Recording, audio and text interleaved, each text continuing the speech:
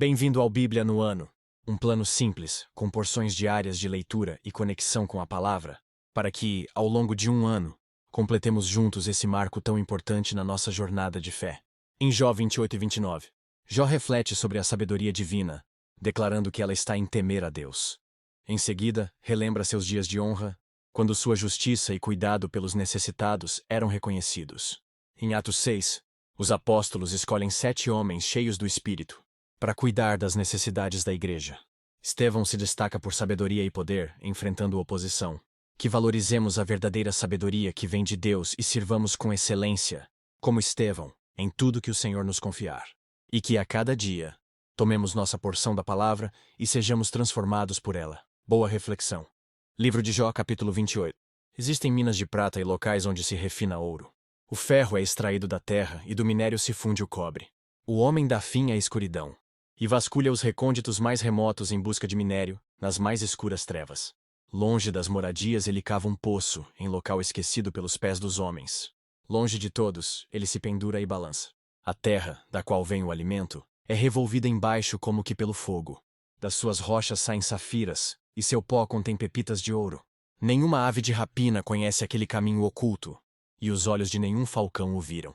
Os animais altivos não põem os pés nele, e nenhum leão ronda por ali. As mãos dos homens atacam a pederneira e transtornam as raízes das montanhas. Fazem túneis através da rocha, e os seus olhos enxergam todos os tesouros dali. Eles vasculham as nascentes dos rios e trazem à luz coisas ocultas. Onde, porém, se poderá achar a sabedoria?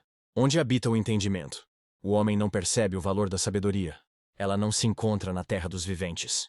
O abismo diz, em mim não está. O mar diz, não está comigo. Não pode ser comprada mesmo com o ouro mais puro, nem se pode pesar o seu preço em prata. Não pode ser comprada nem com o ouro puro de Ofir, nem com o precioso ônix ou com safiras. O ouro e o cristal não se comparam com ela, e é impossível tê-la em troca de joias de ouro. O coral e o jaspe nem merecem menção. O preço da sabedoria ultrapassa o dos rubis. O topázio da Etiópia não se compara com ela. Não se compra a sabedoria nem com ouro puro. De onde vem então a sabedoria? Onde habita o entendimento? Escondida está dos olhos de toda criatura viva, até das aves dos céus. A destruição e a morte dizem. Aos nossos ouvidos só chegou um leve rumor dela. Deus conhece o caminho. Só Ele sabe onde ela habita, pois Ele enxerga os confins da terra e vê tudo o que há debaixo dos céus. Quando Ele determinou a força do vento e estabeleceu a medida exata para as águas, quando fez um decreto para a chuva e o caminho para a tempestade trovejante, Ele olhou para a sabedoria e a avaliou. Confirmou-a e a pôs à prova.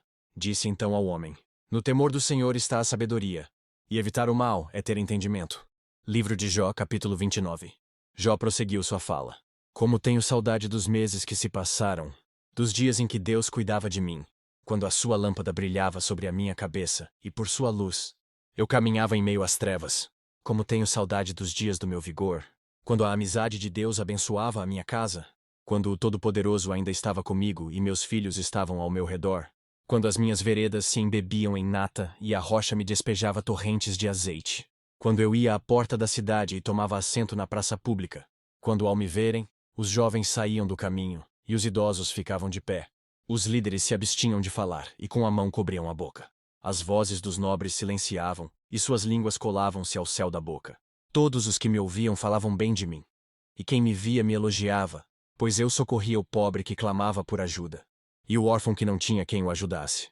O que estava à beira da morte me abençoava, e eu fazia regozijar-se o coração da viúva. A retidão era a minha roupa, a justiça era o meu manto e o meu turbante. Eu era os olhos do cego e os pés do aleijado. Eu era o pai dos necessitados, e me interessava pela defesa de desconhecidos. Eu quebrava as presas dos ímpios e dos seus dentes arrancava as suas vítimas. Eu pensava, morrerei em casa, e os meus dias serão numerosos como os grãos de areia. Minhas raízes chegarão até as águas, e o orvalho passará a noite nos meus ramos. Minha glória se renovará em mim, e novo será o meu arco em minha mão. Os homens me escutavam em ansiosa expectativa, aguardando em silêncio o meu conselho. Depois que eu falava, eles nada diziam. Minhas palavras caíam suavemente em seus ouvidos. Esperavam por mim como quem espera por uma chuvarada, e bebiam minhas palavras como quem bebe a chuva da primavera. Quando eu lhes sorria, mal acreditavam. A luz do meu rosto lhes era preciosa. Era eu que escolhia o caminho para eles, e me assentava como seu líder. Instalava-me como um rei no meio das suas tropas. Eu era como um consolador dos que choram. Livro de Atos, capítulo 6.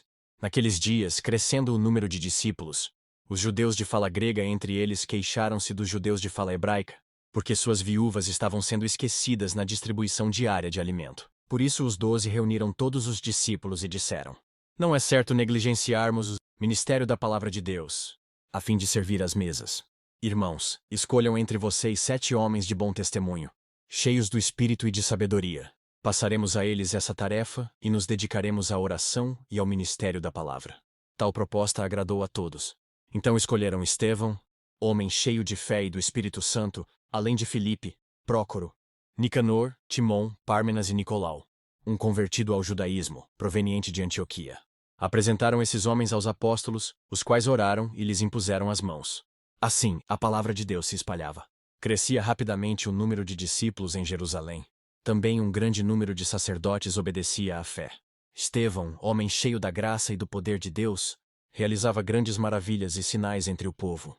Contudo, levantou-se oposição dos membros da chamada Sinagoga dos Libertos, dos judeus de Cirene e de Alexandria, bem como das províncias da Cilícia e da Ásia. Esses homens começaram a discutir com Estevão, mas não podiam resistir à sabedoria e ao espírito com que ele falava. Então subornaram alguns homens para dizerem: Ouvimos Estevão falar palavras blasfemas contra Moisés e contra Deus. Com isso agitaram o povo, os líderes religiosos e os mestres da lei, e prendendo Estevão, levaram-no ao sinédrio. Ali apresentaram falsas testemunhas que diziam: Este homem não para de falar contra este lugar santo e contra a lei, pois o ouvimos dizer que esse Jesus, o Nazareno, destruirá este lugar e mudará os costumes que Moisés nos legou. Olhando para ele, todos os que estavam sentados no sinédrio viram que o seu rosto parecia o rosto de um anjo. Que as palavras de hoje permaneçam em seu coração e transformem sua caminhada de fé. Não esqueça de curtir, compartilhar e se inscrever no canal para continuar essa jornada conosco. Se ficou para trás, não tem problema.